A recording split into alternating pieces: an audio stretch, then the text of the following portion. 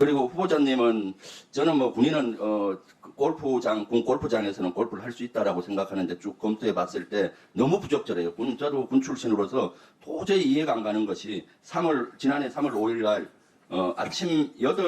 아침에 8시 50분에 북한에서 ICBM 사격을 했어요. 그렇죠? 그날 후보자님은 오후 1시 18분에 태릉에서 골프를 치셨어요.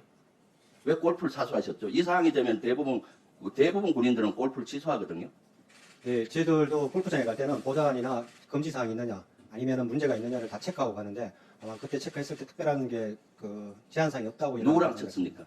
그때 친 인원하고는 제가 확인을 하지 아니 못했어요. 동료 군인들하고 쳤습니까? 민간인하고 쳤습니까? 아마 골프 이 상황이면은 장군, 장성, 제독이면은 스스로 판단해서 안 치는 게 관리예요. 저도 이것은 기본 중에 기본인데 보좌관한테 물어서 제한 사항이 없어서 쳤다. 그건 적절한 답변이 아니에요. 피치 못하게 취소 못할 사유가 있었을 것 같은데 그건 뭡니까? 그때 같이 동반한 인원에 대해서는 제가 확인을 못했습니다. 그래서 행사가 어떤 게 있었는지 그 부분까지는 확인을 못했습니다. 이때도 그러면 직책이 국방부에 있어서 쳐도 된다라고 생각한 모양이죠? 그렇지는 않습니다.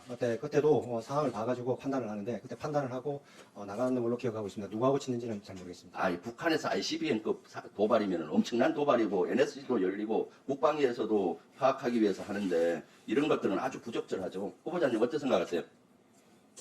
어쨌든 가서 상황을 제가 정확하게는 모르겠지만 어쨌든 그런 상황이 있었다면은 취소하는 게 적절할 거라고 판단합니다. 있었다면이 아니라 있었잖아요. 있었다면입니까? 있었답니까? 취소하는 게 적절하다고 생각합니다. 그 군인의 말은 명확해야죠. 있었다면은 가정이 아니지 않습니까? 이건 이미 언론에 다 공개가 됐던 내용인데.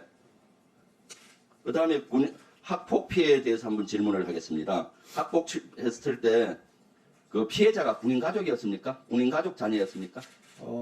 지금 어제 확인한 걸로는 7명 전체가 군인 가족은 없는 걸로 확인했습니다. 피해자 중에는 피해자 없는 걸로 확인했습니다. 없는 걸로 확인했어요. 네. 그런데 사실은 지도자나 또는 정문의 후보자 중에 가장 중요한 덕목은 거짓말을 하지 않는 건데 여기에서 보면은 인사검증단에서는 여러 번 질문을 했었는데 본인은 몰랐다라고 답변을 했는데 맞습니까? 네, 맞습니다. 여러 번 질문했는데 본인이 어떻게 모르죠? 그 당시에 학폭이라든가 이런 거를 물었을 때 저희 가족들도 학폭이라고 인지를 못하고 있다 보니까 저한테 학폭이라는 얘기를 안 했고 그런 게 없었다고 판단해서 저도 없다고 얘기를 했습니다. 아니 그때는 세종대왕 함장이었는데 조금 전에 보니까 4월 28일 날 발생했는데 27일 날 나갔다가 이제 진해항이나 아니면은 부산항에 들어왔는데 그럼 가족하고 자주 통화했을 텐데 분명히 이것은 심각한 사항이라서 알았을 텐데 몰랐다는 건 이유가 안 되는데요. 작전이 계속되고 있었는데 아마 가족들이 제가 또 군인이고 지금 주요 임무를 수행하다 보니까 그 부분은 전체를 다 종결이 됐기 때문에 간단하게 저한테 인포를 했을 수도 있지만 제가 기억을 못합니다. 기억이 안 된다라는 것은 그러면 부하들 관리도 그렇게 합니까? 그렇지는 않습니다. 부하들 이런 예로가 있으면 끝까지 추적하고 관리해야 되는 장성들이 그렇게 하는 태도는 적절하지 않죠. 지난번에 동해 목선이 침투했을 때 해적사령관 했잖아요. 지금도 그걸 작전 성공이라고 보십니까? 작전은 전체적으로 다시 합체물로서 진행 과정을 살펴봤고 정상적으로 수행됐다고 판단합니다. 정상적으로 했다고 봐요? 네. 그럼 2019년도 삼청 목선 왔을 때 그때 이람대 사령관 같이 했잖아요. 네. 그때 작전 실패의 책임을 로 징계까지 받았죠. 징계 뭐 받았습니까?